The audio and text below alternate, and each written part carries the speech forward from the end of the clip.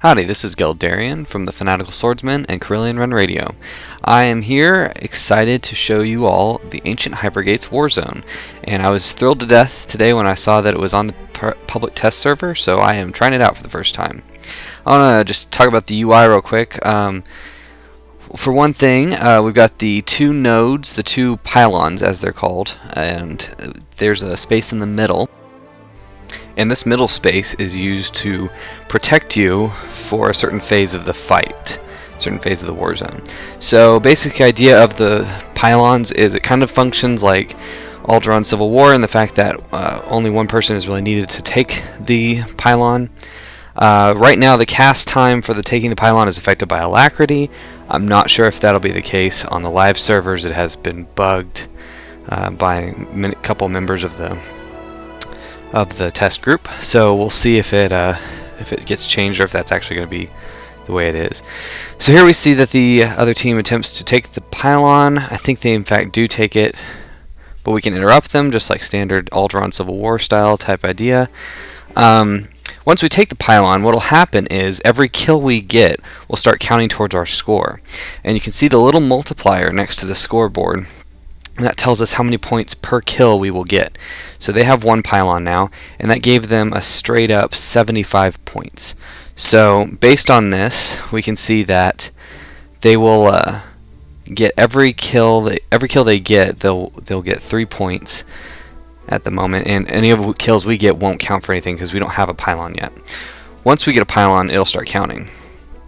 But basically the idea is you will take a pylon, start killing people. If you take 2 pylons, you'll get twice as many points for killing people, so that's a good thing. Another alternate form of scoring is to go into the middle, where we'll see in a little bit, and grab Gree Energy Orbs. And these energy orbs will kind of be basically a buff on you. It's a short cast time to get them, and then it'll put a buff on you, and when you get to your pylon, it'll take that buff off of you, and it'll give you as many points as it would have had you killed a player. The difference is it'll actually add it straight to the regular score, and we'll see this a little bit later. So there we took a point, now we're getting credit for our kills, and the timer is starting to count down, and when that timer reaches 0, the pylons will overload, and a shockwave will happen. This shockwave will kill anyone in its path, which is kind of fun. The only place that's safe, I should say the only places that are safe, 10 seconds to go, the only places that are safe are in the middle, underneath the bunker, and in the respawn areas. And the respawn areas really aren't convenient to get back to, but you can run up underneath them if you want to. There's a little area that you can run up to. I think that protects you, I'm not sure. But as you can see, I'm running back, trying to beat the shockwave. It's overloading. I get knocked back here in a second. Don't quite get there, and it kills me, which is kind of fun. So it's a lot. It's actually kind of hilarious. The first time you root someone outside, it gives you kind of an evil laugh type feeling. When you root someone outside and they can't get back in, and the shockwave kills them, incinerates them. It's quite funny. So as we can see that now the phase has, we've reached the second round, and this round you get 4 points per kill, of course modified by how many pylons you have. And as you can see, they are actually ahead of us right now, and they got a certain amount of kills, and that was added to their total score. Now, you might say, well, why is the arrow above their actual score? That is because if at any point we take their pylon at this point, their score will be erased for this round. They'll still keep the amount they earned in the first round, but they won't keep any that they earned this round. So it's important that you keep at least one pylon, otherwise you won't be getting any score whatsoever for that round. We can see here that I die. And go back to res. At this point, I'm kind of wondering what I want to do here. The best thing to do is to go kill people. That'll get us points. But a good tactic would be to go either to their side and try to take their pylon. That would get us ahead, because it would double our score that we had gotten for this round, and erase their score, or go into the middle and get energy cubes and take, or energy orbs, I should say, and take them back to our pylon. That'll also work. So there are a lot of different ways you can score in this game. It's kind of an interesting strategic game. Notice I have really bad lag. That's actually because I was recording. I don't get this bad of lag normally, and I need to figure out why that is. But anyway, so looking at this, we see that the timer is now in the single digits. I should start looking towards going back. Otherwise, I'll get stuck outside again and get roasted, which I think I in fact do here in a little bit.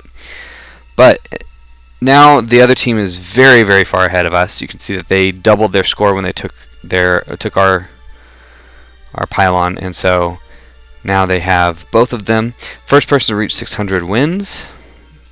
And that win completes at the end of a round. So you can actually conceivably get to 700, 800, whatever, as long as you keep killing people until your round ends. So here the pylons are overloading. They're overloading. I could have outrun the shockwave here, but I got knocked back and incinerated. So close. So close.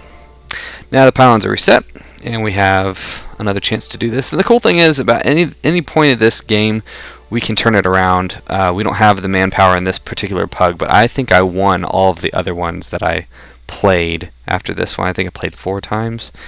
So as we can see, the multiplier is now 5 times. So if you have 1 pylon, you'll get 5 points for killing a player. If you have 2, you'll get 10. I do not believe we get 2 in this game. So they get the pylon. Now they're earning points for the kills.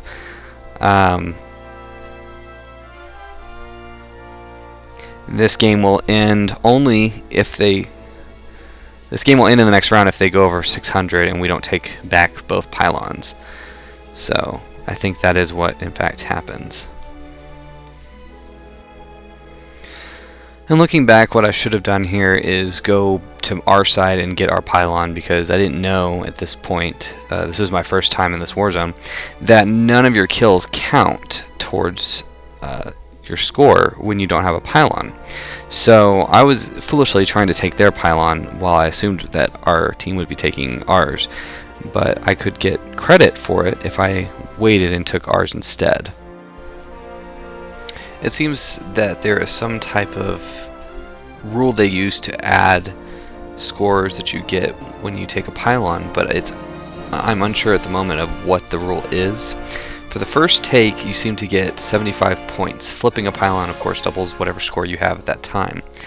However, the second round, it was a little bit weird because, not in this game, but in another game, it started, we had won the first round and won, quote unquote, because we had the larger score. And then when we took the pylon the second time, we took it after the other team did. They got 94 points and we got 120. So there may be some kind of bonus in there or something. Now notice I die here and go back to the res point, and it is just about to start the alarm telling us to get a shelter. So I stay in the respawn point. This is when I discovered that you don't die if you stay in the respawn point. You of course have to worry about getting kicked out of the PvP zone, but I think, like I said, that you can go underneath the respawn point, because there are paths that go underneath it, and that'll also protect you. There's also some debate on whether the shield, the green shield there to the middle, is supposed to be up or supposed to be down, and I think it's supposed to be always up, but I'm not sure. And here's how I tested this out. I let a friend of mine go first, and he got hit by the... Yep, he died, and I didn't, so that was my clue. So pylons are reset. Figured I'd probably try to go and get this one instead of trying to fight them at theirs. Same way in Alderaan Civil War, you want to peel for other people. You don't want to try to cap when they're capping. It's going to be that type of war zone. So we'll be seeing a lot of that behavior with pugs, I'm sure, but hopefully they'll get trained out of it eventually. They are very close to 600 getting their score. We might have had a chance had we flipped their pylon a few times, so we could have erased their score, but I don't think we had the manpower or the firepower to do that, in this game. We had the manpower, didn't have the firepower to do that in this game, so it's alright. Like I said, I won some as well, so it's interesting to see both sides of that coin. It seems like these don't last very long. The multiplier never seems to get past times 6 at the level we were playing at, but it could last longer depending on how you flip the pylons and do that, because I'm sure a lot of pylon flipping will enable you to keep a very low score going through the periods. So I imagine that the longer games, the better teams could result in longer games. So this time we get the pylon finished, and I follow to mid, and this is actually the first time I saw mid, and it opened up an achievement for me. And I saw this guy getting the energy orbs, and I had no idea what that meant, so I was going to investigate that. Luckily, people kind of left me alone, so I could kind of look at my buffs and see what's what.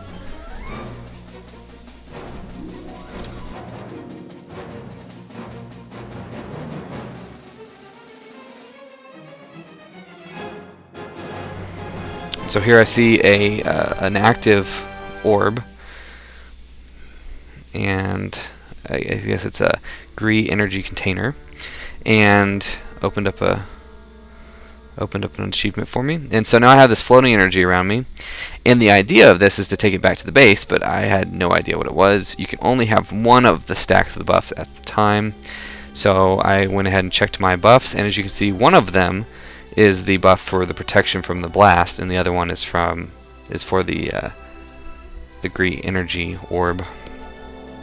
So I do die on the way out, and killing an energy orb carrier actually gets you more points, so it's actually an interesting tactic to stay in there and keep people from doing anything with it. So they achieved 888 in this game, beating us out, and they got over 600, and the war zone ended. So it's an interesting war zone, and I do enjoy it. And I will show you another clip here of a different game.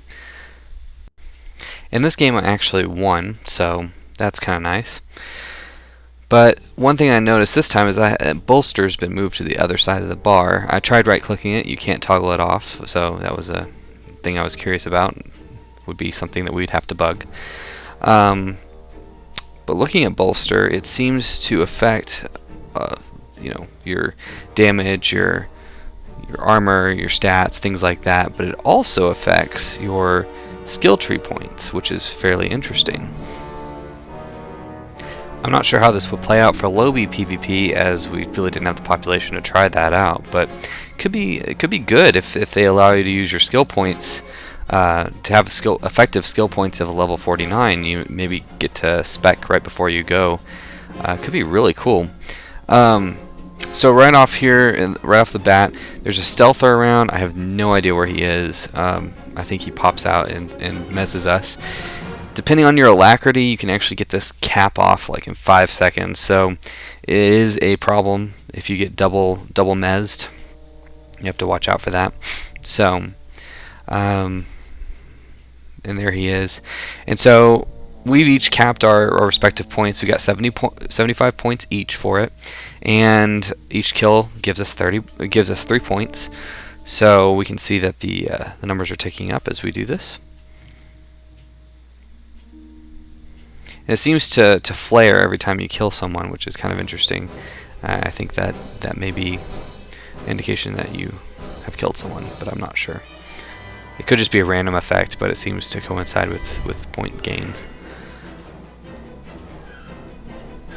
But at this point, I figure it's probably a good idea to create a little bit more of a perimeter.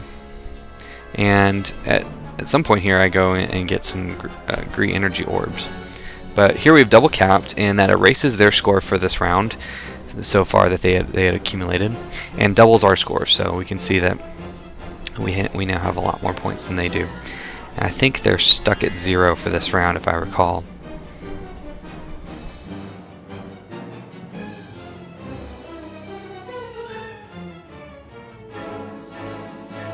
And so here I'm doing something that I really never ever do, which is chasing someone for the kill, because that's actually how you get points. And it feels weird to me, but I'm going ahead and do it. And because he managed to get the orb, I killed him. So and got more points for it. So in some ways, it's actually better to let them finish getting the orb, then kill them, because you get extra attacker points. But they could escape with the orb. So now I have the orb, and I'm just running back. And players with speed boost will definitely see an advantage in this war zone. But that's kind of just a general advantage that they always have. So I have other skills that'll make up for it, I hope. But here we are. I just popped that orb in, and now, so that counted as a player kill, but it added to my actual score, not just the accumulated energy potential. So that's why I had 6 points. And I just barely beat the shockwave in, so that was lucky. And I could see it coming in on the other side, so very, very, very close. Now notice I kill this guy, but it doesn't add to my score because we don't have a pylon. So sometimes it's not as beneficial, but still strategically a good move to kill them. So they didn't get any points. We got quite a few. So we'll see if we can maintain that lead. They got the early cap on the pylon. So they got 94 points for that cap, unless there was some like instantaneous deaths that happened afterwards that I'm not aware of. And this guy tries to take our... We capped for 120 points, and this guy caps our point, and he erases our score that we had gotten and doubles theirs. So now they're up to 188. So we're trying to get back one of these points. I don't think we actually managed to in this time frame, which is unfortunate. But we can see that it added 8 points to the score when I died. So it's 4 multiplier and then 2 pylons. I hope you've enjoyed this little preview into the ancient Hypergates war zones, and I hope you are the person who stays inside the respawn area while you watch your friends go out to their deaths. That sounds bad, but it's funny.